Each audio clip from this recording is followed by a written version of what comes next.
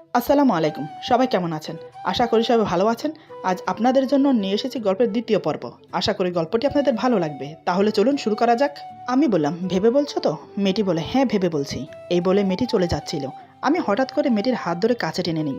মেয়েটি বলে, কি করছেন? এরকম অসভ্যতার মতো কাজ করছেন কেন? আমি কিছু না শুনে মেয়েটিকে আরো কাছে টেনে নিচ্ছি। মেয়েটি বলে, উফ, আপনি কিন্তু এটা মোটেও ঠিক করছেন না। এটা হসপিটাল। মেয়েটির কথাগুলো আমার মাথার উপর দিয়ে চলে যাচ্ছে। আমার কান অবধি মনে হয় পৌঁছচ্ছে না। আমি তখন একটা ঘোরের মাঝে আছি। আমি মেয়েটিকে একদম আমার বুকের সাথে মিশিয়ে নিলাম। মেয়েটি বলে, আমি কিন্তু এবার চিৎকার দিতে বাধ্য হব। এবারও আমি কোনো প্রত্যুত্তর করলাম না। আমি আমার মতো করে কাজ করে যাচ্ছি। একবার পিঠে হাত বুলাচ্ছি, তো আরেকবার পেটে হাত বুলাচ্ছি। আমার এই ছোঁয়া মেয়েটির একদম অসহ্য লাগছে। মেয়েটি ব্যথার জন্য দাঁড়াতে পারছে না। কোমরের ব্যথা বেড়েই চলেছে। মেয়েটি বলে, আপনি পাগল হয়ে গেছেন নাকি? আমি তাও কোনো কথা বললাম না। মেয়েটি সর্বশক্তি দিয়ে আমাকে সরানোর চেষ্টা করছে, কিন্তু তাও পারছে না। কারণ আমার শক্তির কাছে মেয়েটার শক্তি কিছুই না। মেয়েটি কান্না করে দিল আমার এরকম ব্যবহার দেখে। মেয়েটি ভাবতে পারেনি আমি এখানে এরকমটা করব ওর সাথে। হঠাৎ মেয়েটির কান্নার শব্দ শুনে আমি ওকে ছেড়ে দিয়ে কিছুটা দূরে গিয়ে দাঁড়াই।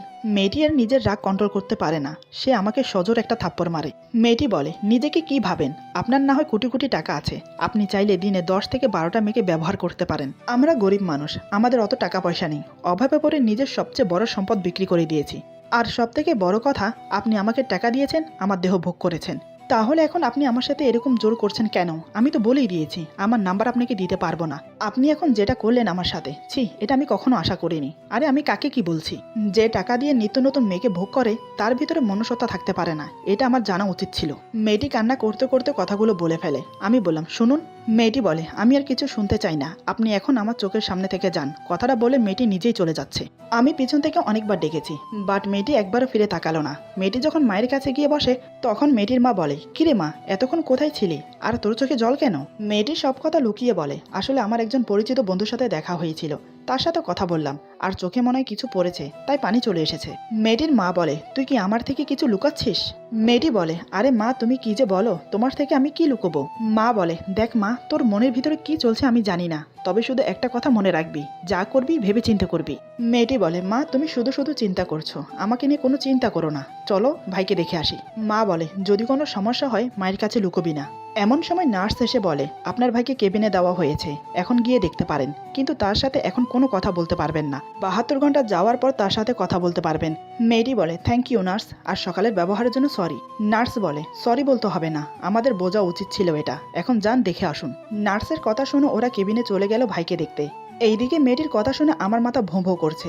এতগুলো কথা আজ পর্যন্ত কেউ আমাকে বলতে পারেনি। আমি আমার ভুলটা শুধরাতে চেয়েছিলাম। অজান্তে যে অন্যায়টা করেছি আমি, তার প্রায়শ্চিত্ত করতে চেয়েছিলাম। ওর সাথে কথা বলে সুযোগ বুঝে ক্ষমা চেয়ে নিতাম, তাই ফোন নাম্বারটা চেয়েছিলাম। ওকে দেখে অন্যরকম একটা ফিলিংস অনুভব হয় আমার মাঝে। জীবনে কোনোদিন কোনো মেয়েকে ছুঁয়ে দেখিনি। আমার জীবনে সেই প্রথম নারী, যাকে আমি এত কাছ থেকে দেখেছি এবং ছুঁয়ে দেখেছি। তাই হয়তো বারবার তার সঙ্গ পেতে ইচ্ছে করছিল। কিন্তু মেয়েটি আমার ইগোতে আঘাত করেছে, আমার গায়ে হাত তুলেছে, সবার সামনে এতগুলো কথা শুনিয়েছে। এবার আমি ওকে বোঝাবো আমার কথা মতো নাম্বার না দেওয়ার ফল কতটা ভয়ঙ্কর হতে পারে। এবার তুমি তিলে তিলে বুঝবে আমি মাহিন রেগে গেলে কি করতে পারি। আমার যেমন একটা ভালো রূপ আছে, তেমনি ভালো রূপের আড়াল একটা জঘন্য রূপও আছে। এই ভেবে আমি কল দিলাম আমার বন্ধু শামীমকে। শামীম কল রিসিভ করতেই ভালো মন্দর কথা জিজ্ঞেস না করে বললাম, হ্যালো শামীম, একটা মেয়েকে তুলে আনতে হবে। আমার কথা শুনে শামীম আকাশ থেকে পড়ল। যে ছেলে মেয়েদেরকে অ্যালার্জি মনে করে, সে ছেলে কিনা বলছে মেয়ে তুলে আনতে।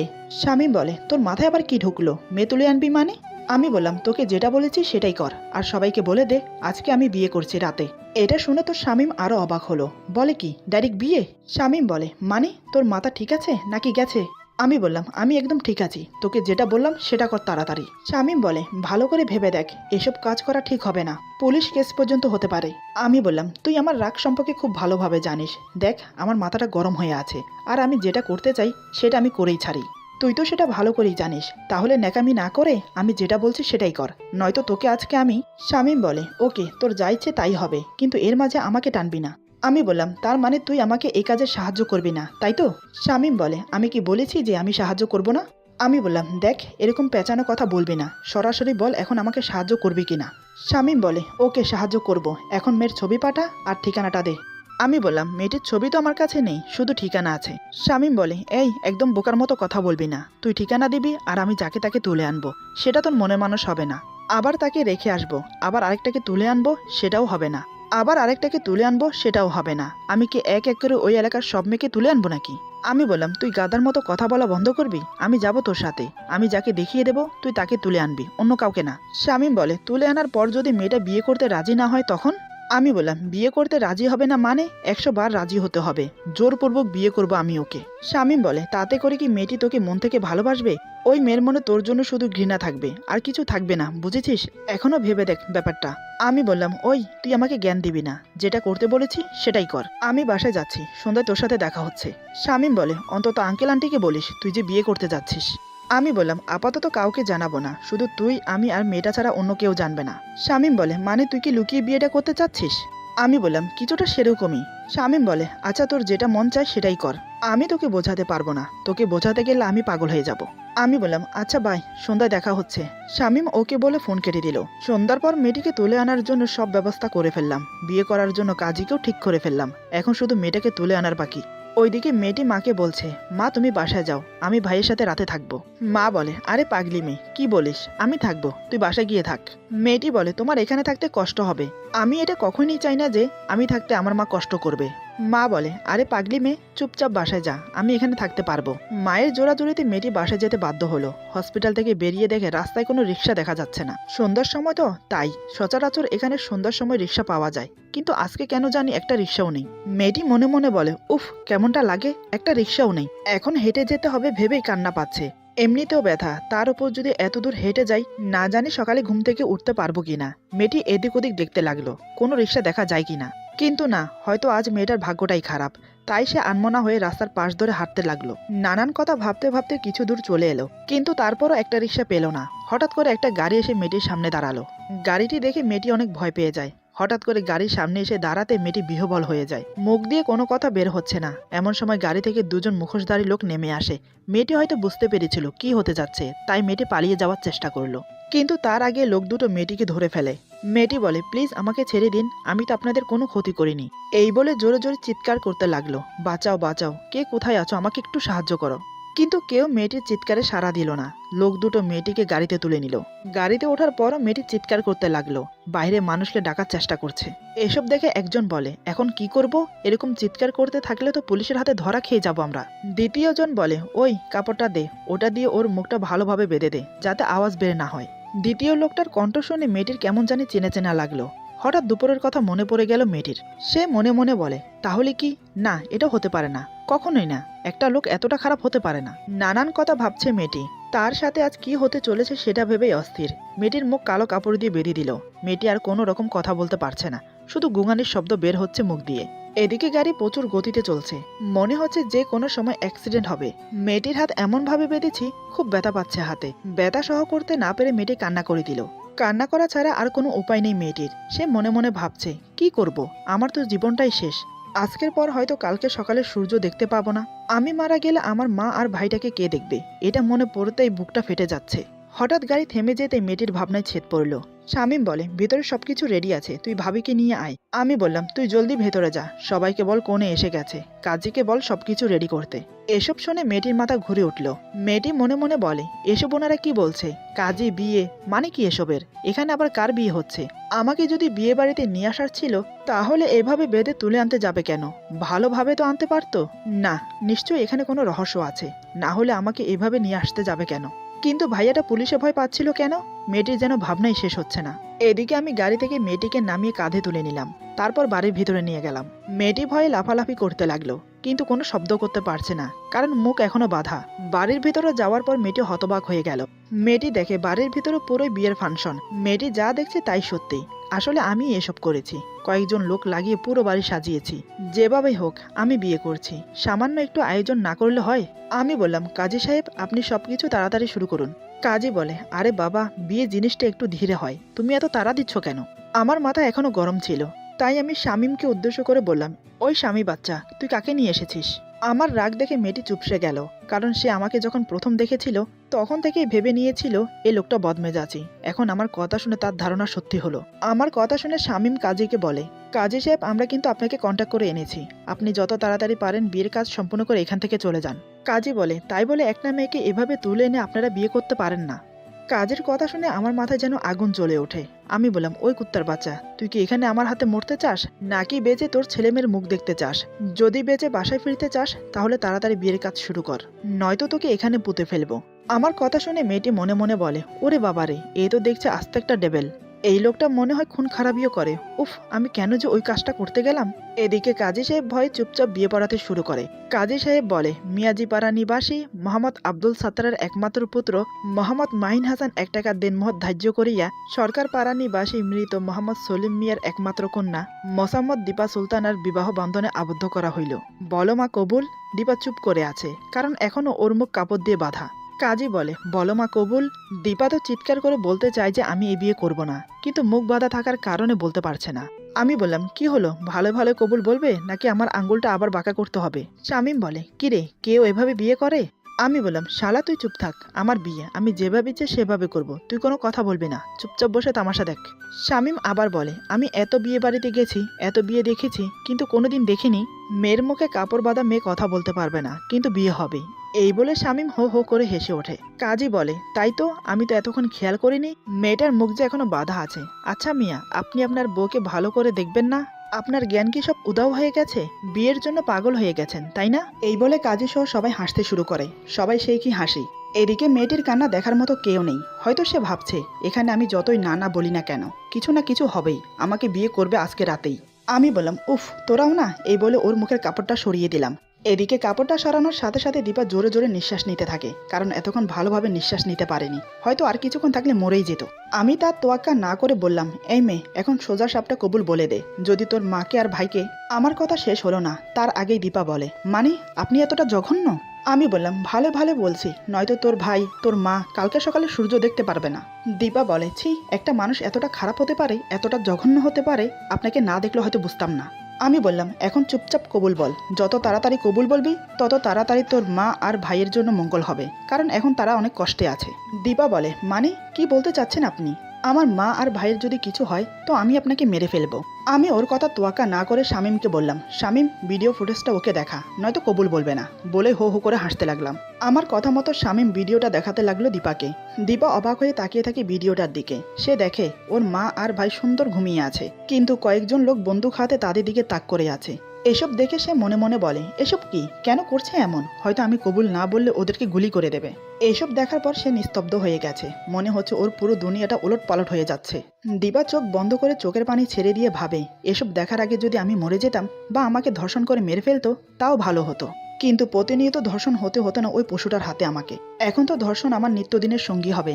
আমি বললাম, কবুল বলবি নাকি তোর পুরো ফ্যামিলিকে মেরে ফেলবো? আমার কথা শুনে আর ভিডিও দেখে দীপা বাধ্য হয়ে কবুল বলে দিল। কবুল বলেই চিৎকার করে কেঁদে উঠল, কারণ এখন তার নিত্যদিনের সঙ্গী হবে কান্না।